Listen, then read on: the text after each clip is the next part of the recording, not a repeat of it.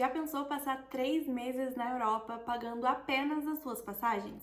É exatamente isso que eu tô fazendo na Áustria. Hoje eu vim contar como funcionam os intercâmbios voluntários ao redor do mundo e como você pode fazer também. Se você me segue no Instagram, sabe que em novembro eu passei um mês na Guatemala voluntariando em um hostel.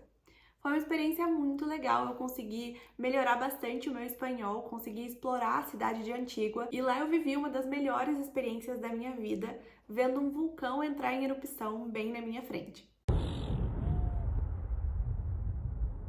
E depois que esse voluntariado acabou, a ideia era viver uma temporada de inverno onde eu pudesse ver neve e fazer snowboard. Mas eu não queria gastar com hospedagem e dessa vez eu também não queria gastar com alimentação. Quando eu fui para Guatemala, eu fiz esse voluntariado, mas eu tinha apenas o café da manhã. Então, mais uma vez, eu usei a plataforma da Worldpackers para conseguir encontrar a melhor vaga para mim. É um aplicativo em que você faz o seu cadastro, paga uma taxa anual e aí você tem acesso a quantas vagas você quiser. Então, você pode usar esse aplicativo dentro do período de um ano, quantas vezes você quiser, fazendo quantos voluntariados você quiser e nos mais diversos lugares do mundo. E a principal ideia dessa plataforma é que os voluntários troquem algumas horas de trabalho por hospedagem e algumas vezes alimentação. Dentro dessa plataforma, você cria o seu perfil e aí você vai colocando algumas informações sobre você. Então, tem ali todas as perguntas para você ir preenchendo e lá você coloca também as habilidades que você já tem, as habilidades que você gostaria de aprender, as línguas que você fala e os hosts também vão preencher, o perfil da vaga que eles estão oferecendo, tudo que eles querem que você faça, então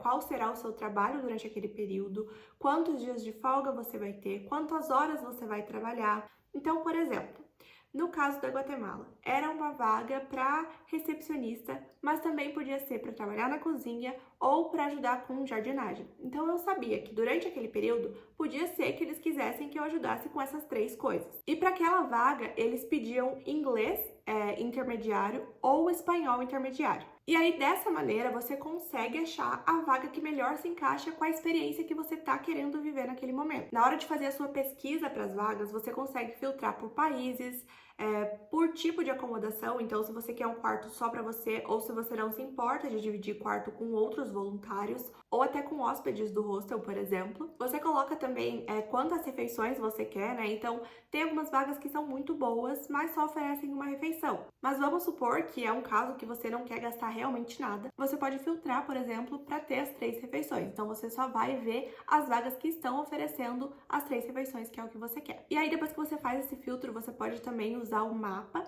para você ver, por exemplo, aonde que aquela vaga está sendo oferecida. Então, eu acho mais fácil olhar pelo mapa, né? Então, eu sempre gosto de usar o mapinha e aí eu vou selecionando os países que eu quero e vou vendo as vagas que estão disponíveis naquele país.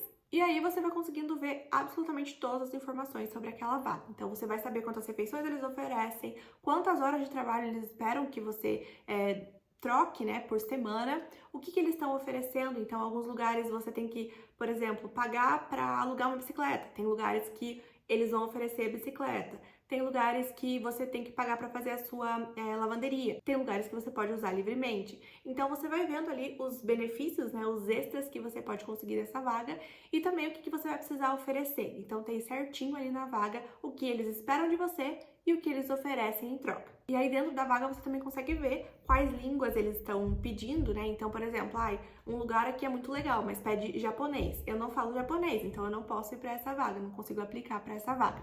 Mas a grande maioria das vagas pede inglês intermediário. Então, eles sempre colocam uma língua ou inglês intermediário. Então, por exemplo, você vai para a França, inglês intermediário ou francês intermediário. Às vezes tem vaga que pede, por exemplo, básico, alguma língua básica.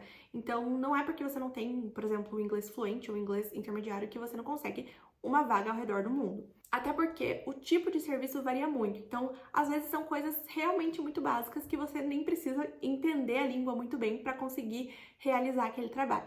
E aí, depois que você analisou as vagas, você consegue definir qual faz mais sentido para a experiência que você quer viver naquele momento. E aí vem a pergunta de como saber que aquele host é confiável, né? Então, como que eu faço para não me meter em furada ao redor do mundo? Esses hosts, eles vão ter as avaliações no perfil deles dos voluntários que já estiveram ali, né? Então, você consegue ler as avaliações e entrar em contato com essa pessoa se você quiser saber alguma informação extra, por exemplo. E aí, quando você decidir que aquele host é realmente um host confiável e que você gostaria de viver uma experiência com eles, você vai enviar a sua solicitação.